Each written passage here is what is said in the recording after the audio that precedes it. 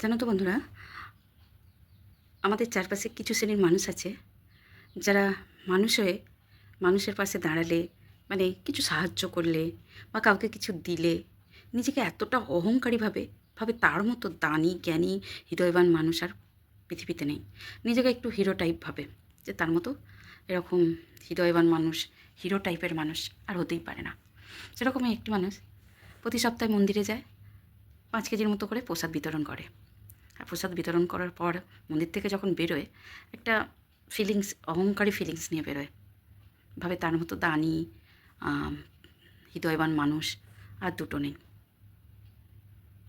তার মানে ওইটুকু দানের মধ্যে দিয়ে সে নিজেকে কী না কী ভাবতে থাকে। আবার কিছু মানুষ আছে যারা নিঃস্বার্থভাবে দান করে, সে একটুখানি হোক বা এতখানি। তো সেই ভদ্রলোক যখন মন্দির থেকে বেরোয়, তার সাথে তার ছেলে থাকে, বাচ্চা ছেলে। সে সামনের বেলুনওয়ালাকে দেখে বেলুনের বায়না করতে থাকে, আর তখনই ঠিক বেলুনওয়ালা ছেলেটিকে একটু বেলুন দিয়ে দেয় হাতে।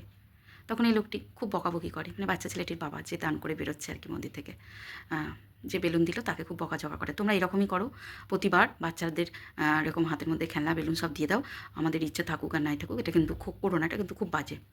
তখন ওই ছেলেটি বলবে, দাদা আপনার বুঝতে একটু ভুল হচ্ছে, আমি কোনো বেলুন বিক্রেতা নই, আমি এখানে বাচ্চাদেরকে বেলুন দান করতে এসেছি।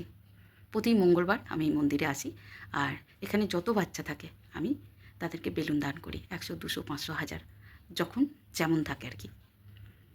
আর এটা করে আমি মানসিক শান্তি পাই, কারণ বাচ্চাদের হাসতে দেখে, খুশিতে দেখে তারা যেই সামান্য বেলুন নিয়ে এতটা খুশি হয়, সেটা দেখে আমি ভীষণ খুশি হই, আমার মনে একটা শান্তি হয়।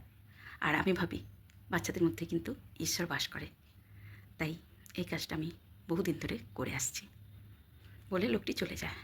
তখন এই লোকটি যে প্রসাদ বিতরণ করে এসে নিজেকে বিশাল কিছু ভাবছিল, সে কিন্তু একটু হলে চিন্তায় পড়ে যায় আর ভাবে, সত্যি তো আমি কি এমন করেছি, যত না করেছি তার থেকে তো বেশি ভাবছি আমি এই করেছি, তাই করেছি, এ দিয়েছি। তো এখানে একটা কথাই প্রমাণ হলো বন্ধুরা, সেটা হচ্ছে সবাই নিঃস্বার্থভাবে কাজ করতে পারে না। আমরা ঈশ্বরের সামনে দাঁড়ালেও স্বার্থ নিয়েই দাঁড়াই, মানুষ তো দূর কি বাত। তাই নিঃস্বার্থভাবে যতটা মানুষের পাশে এসে দাঁড়ানো যায়, দাঁড়াবার চেষ্টা করা উচিত তোমার ক্ষমতা অনুযায়ী। তাতে কিন্তু তুমিও খুশি হবে, সাথে ঈশ্বরও খুশি হবে, আর সেও তোমার পাশে সব সময় থাকবে।